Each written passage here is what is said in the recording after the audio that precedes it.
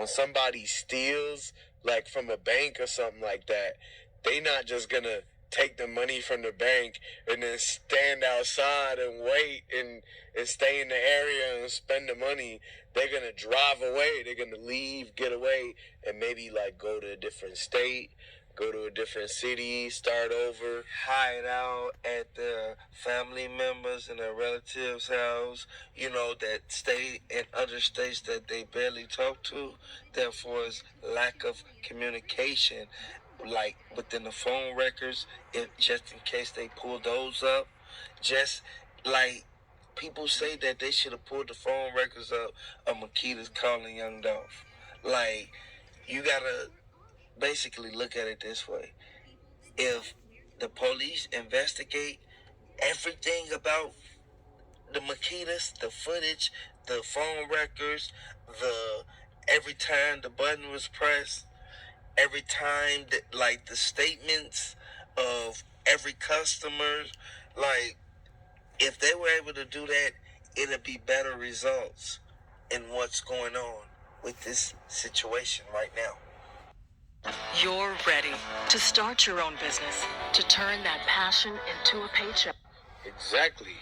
And we should be able to request the phone records from the phone companies, because nobody has came out and said what phone company Dolph used if he was apparently on his phone. They only came out with the ADT, and ADT only released certain information if the person is the one with the account, not the person who's requesting. And normally, ADT is supposed to be giving the footage out to the people. But on this occasion, they end up keeping it and saying that they can't hand it out. So why is that happening? Is it because Yo Gotti paid ADT to get the footage and to own it? Because if somebody can buy the footage from a security company and they don't have to give it to anybody, that's a private property.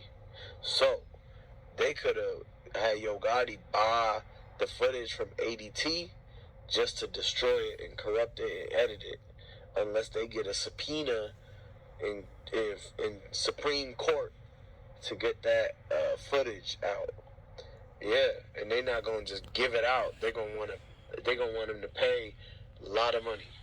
And the only reason they want them to pay a lot of money is because you have to understand what's going on. Like, Straight Drop, he doesn't have a lawyer. He has to pay for a lawyer, which is going to lead to somebody making more money than the other person. Straight Drop and Cornelius, it's no way that Yo Gotti didn't give them the money before they did what they did. Yo Gotti basically sold them guys a dream. By him selling them a dream, they thought that they was gonna have a lawyer after they do what they do. They thought that they was gonna ditch the white beans and the gloves and the hat and everything they had on was gonna be like basically excluded out the situation, but really it got caught in the car. Yeah. Like, you gotta look at that. You really have to look at that, because if you don't take that into consideration, it's never gonna be an end to what happened, because it's only one thing that happened. And they had a disposition at 6 a.m. and it said that they trying to move the case to a higher up court level, so that way they take the court case out of Memphis and they take it to Kentucky, where they do the federal case there.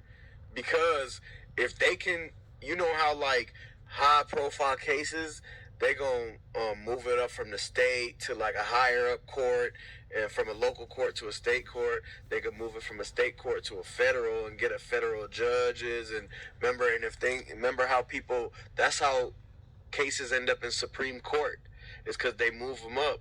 But in this case, the last lawyer that said that, they said, I can't represent you, Straight Drop.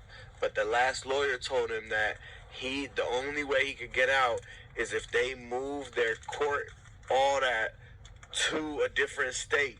That way, they could get a lawyer from that state in that area that's not going to be afraid of representing them, because the ones in Memphis be a risk, basically. Yeah, because the ones in Memphis, they could get a target on their back because you could look them up in the public records. But if they get a lawyer from Ohio, and if they take the case to Ohio, then the Ohio lawyers or the Ohio CMG lawyers ain't gonna be scared, because then they can use ESTG's lawyers.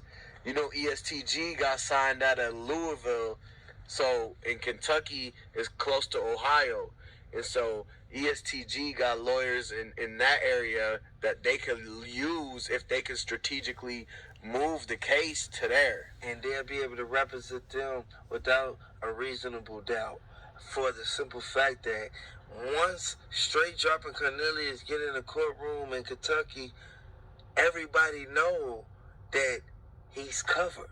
Like, that's why he's really, he doesn't really have like too much say so, but he really wants to petition to move from Memphis, because Memphis has different, like, the whole curriculum is different from Kentucky, and Kentucky is more lenient to guys who really made bad mistakes in their life. Like, yeah, and the thing is too is that ESTG signed to Yo Gotti, and he's been quiet because they know that they can use his lawyer to get this whole, if they can get that case moved over there. And the thing is they're going to use that first 48 lady to get them to move the case. The first 48 lady, that lady you seen in the press conference from MPD, they're going to use all of them. And the DA that knows Yo Gotti baby mama, they're going to use them to actually convince the judge to move the case to a different state. And if they could do that, then the RICO can't catch the ESTG lawyer, because he's going to say he was never in Memphis and was able to collaborate in any kind of RICO activities that you would once think that people would have involvement in if you were in a group that was doing things like 6ix9ine and them, right? But now, ESTG lawyer, he